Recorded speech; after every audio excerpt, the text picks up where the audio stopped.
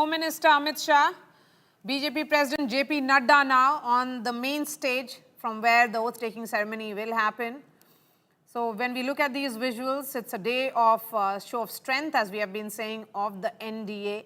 Prime Minister Modi is going to arrive any moment now. Chief Ministers and Deputy Chief Ministers of all NDA ruled states across the country in attendance.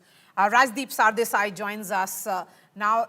Rajdeep, from being sworn in for the first time in 2000 and now the 10th time Nitish Kumar being sworn in as the Chief Minister. Of course, technically it should have been his fifth term, but he is someone also who has had brief tenures in the past.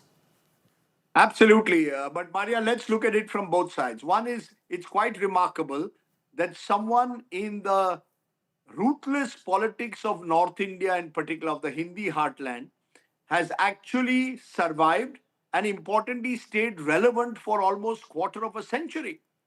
I mean, that is almost something that no other leader post-independence has achieved in the politics of North India at the chief ministerial level. So it's not just being sworn in the 10th time, because it has been a turbulent period every now and then in Bihar, but Nitish has always remained as the fulcrum.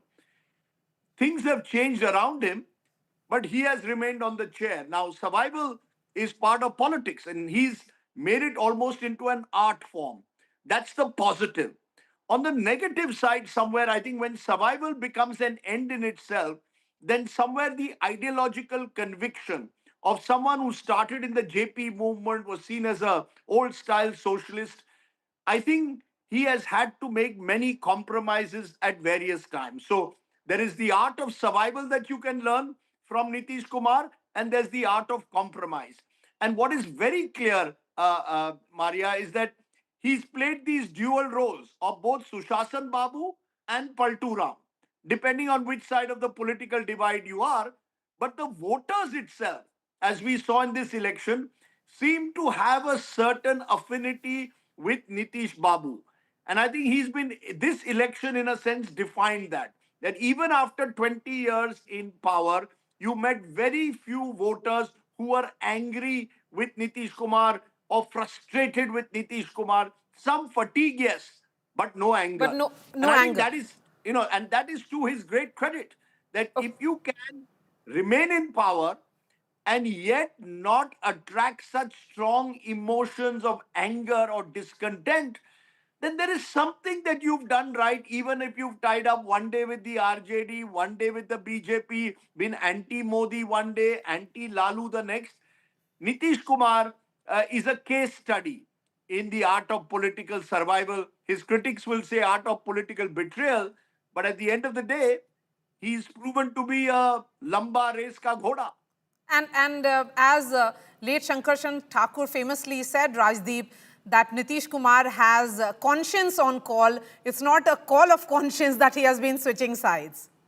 Absolutely. And as a result, I think somewhere many of Nitish's admirers have drifted away from him. Those who were close to him at one time feel that Nitish has made too many political somersaults. And as you said, conscience on call. But yet, politics is about the art of the possible. And Nitish Kumar has shown that. I mean, just think about it. How many others could have in the last decade been fiercely anti-Modi ji one day and yet embrace Modi ji the next, anti-Lalu one day and yet do an alliance with Lalu ji on more than one occasion? So, uh, and with a small caste group backing him, he comes from a Kurmi community, not more than 2.5%. The Janata Dal United Organization, not as powerful as either the BJP or the RJD, and yet to survive. He's the marathon man of Indian politics. Very famously, Maria, many years ago, someone called him the Amol Palekar of Indian politics. That, they saw him as some kind of a middle class hero at the time, because he was seen as being soft spoken, never aggressive, never raised his voice, much like an Amol Palekar, the actor in cinema. But over the years, I think some of that aura around him has diminished, but his relevance has not. He still remains relevant to Bihar politics. Now, that might also show the lack of options, Maria, in your home state, that there has been no other strong leadership that has emerged, not even from the BJP, to counter Nitish Kumar's relevance. But good luck to Nitish Kumar. And I don't think anyone who saw Lalu and Nitish both emerge as these brothers Bihari in the 1970s would have guessed that Nitish Kumar would outlast Lalu Prasad, because Lalu Prasad was the charismatic populist who garnered the votes. But at the end of the day, guess what? Lalu Prasad is now virtually in political hibernation, and Nitish Kumar is not even a cat with nine lives. He's now a political lion with 10 lives. Yes. And the silent Bihari, as he is famously known as Rajdeep, whatever said and done, he has given Biharis a sense of pride. But what explains that a leader who was at the peak of his popularity in 2010, 15 years later, has got the same mandate? I mean, a mandate as high, as huge, as emphatic as the one that he got in 2010. I'm seeing the images on the screen, Marianne. You see so many women out there. Women. And I think that women factor is quite remarkable. And here Nitish Kumar was ahead of the curve. Recall 2006, his scheme to give cycles to girl child so that they could go to school. Recall his decision to give 50% reservation in panchayats again in his first term to women. Recall his decision to give EBC women their space in the sun. Then prohibition in 2016, not the easiest decision to implement in a Hindi heartland state. The Jivika Didi network that was set up, that was so important to his success this time. So that Mahila vote, Nitish Kumar was ahead of the curve. Now every politician, every political party is wooing the Mahila vote. But Nitish, I would dare to say, was the first male politician in the country Absolutely. actively and aggressively view the Mahila vote. And I think that, in a sense, has been the rock which has enabled Nitish Kumar to build his foundation of success. We are seeing Eknath Shinde on the stage. So is Devendra Fadnavis, the entire Maharashtra bigwigs on the dais there for the swearing-in ceremony. Other top leaders, from Bhupendra Patel, Chief Minister of Gujarat, to Chief Ministers of all NDA-ruled states in Northeast present. We have been talking about show of strength, Rajdeep, and also saying that perhaps 2024 results where the NDA, the BJP to be specific, was short of the halfway mark. They were at 240. Then there are 4 state assemblies elections which are held after that. Haryana, Maharashtra, Delhi, and now Bihar. All these states have been won with a landslide. Will you then be calling 2024 some kind of strategic mistake, or was that an aberration? You know, Maria, let's remember that even while the NDA came down to 290 odd and the BJP to 240 in 2024 Lok Sabha, Bihar delivered 30 out of the 40 seats to the NDA. 39. 39, yes. 30 out of 39. So Bihar 39 out of 40. Sorry, 31 out of 40. So Bihar remained solidly with the NDA. You know, it is not as if there was a turnaround like in Maharashtra. Maharashtra, there was a turnaround.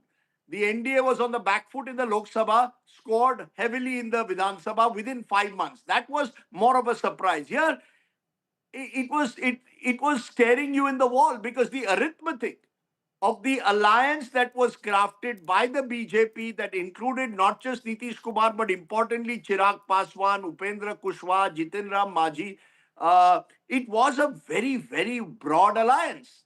And Nitish Kumar, therefore, that his success should not be seen as some kind of an aberration.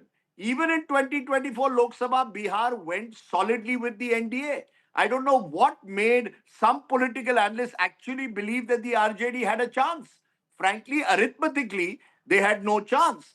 And when you look at the chemistry that existed on the ground, clearly, Nitish Kumar and Narendra Modi, the Nemo factor as I call it, were able to strike some kind of a working relationship which was not happening on the other side. So both arithmetic and chemistry went in the direction of the NDA, and then the physics, the ability to put resources on the ground, organization on the ground. And yes, the 10,000 rupees. Let's not underestimate the power of giving 10,000 rupees even while voting is on to women in the country. I mean, the EC has said, according to me, a very dangerous precedent, but it is there and it worked. So, for on all factors, arithmetic, chemistry, and physics, it was advantage NDA. This electoral verdict in Bihar is no surprise, unlike Maharashtra and Haryana last year, which were clearly major surprises, if not shocks, Maria. Rajdeep, I'm looking at actually the vote share for the NDA in the Lok Sabha. It is at 48%, similar to what they managed this time around in assembly elections. Usually, In fact, yes, 2% down, Maria. This time it was 46 point something is the vote percentage in Vidhan Sabha. It was 48 Lok Sabha. Lok Sabha, the Modi factor also gets highlighted. Let's not forget that. So I think Yes. in the Lok Sabha, the Modi factor was overwhelming along with the broad alliance. In the Vidhan Sabha, the Nitish factor and the 10,000 rupees for women along with the broad alliance was overwhelming. So either way, what we've seen, Maria, in 3 of the last 4 elections in Bihar, massive majorities for whichever side Nitish Kumar is on. The one exception was 2020, but remember that was the election in the shadow of COVID, in the shadow of migrants having to leave their homes, feeling dislocated, alienated, angry. And there was an anti-incumbency of sorts that Tejasvi Yadav, to some extent, successfully capitalized on with his 10 lakh jobs promise. This time, on the other hand, you didn't see the anti-incumbency. So Bihar has consistently chosen whoever out of the 2 of the 3 main parties come together. They have a huge advantage at the moment in Bihar, and I don't think that's good. So the real challenge for what will happen in Bihar is what happens after Nitish. Today he's being sworn in for the 10th time. Will he be around 5 years from now? He'll be 80 then. We don't know.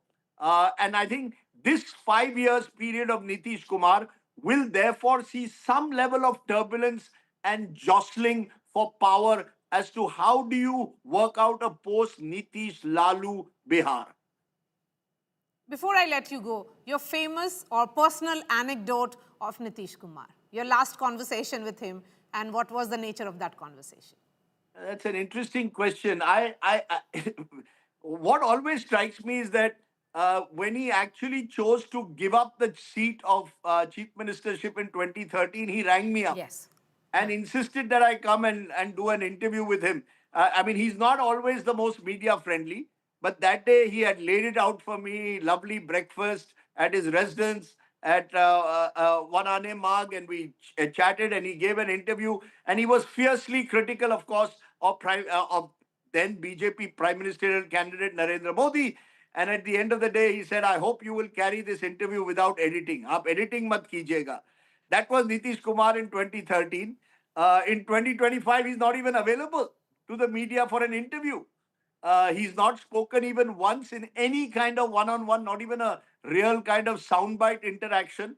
So from the Nitish Kumar that I saw, at that time, he was positioning himself as an alternative to Narendra Modi and hoping to make a bid for the center. I think Nitish Kumar always saw himself as being someone who could go beyond Bihar. At the end of the day, what's happened?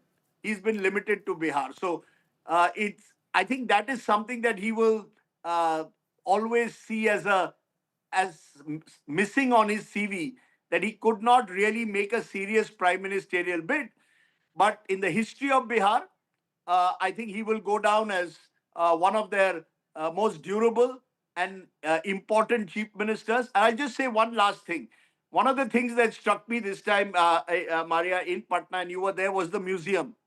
Now, to Yes. craft a museum of that kind, the new Bihar Museum, using, of course, with his bureaucrats, but just the imagination to do that and do it so successfully, it's a beautiful museum, I think is what Nitish Kumar could have achieved had he not been forced by the kind of politics that's played out to become a survivor and not a true leader in that sense. I think by the end, he was more a survivor rather than the leader he should have been. Let's see what Bihar has in store for it when Nitish Kumar takes oath now. Rajdeep, really appreciate your time. Thank you for joining us.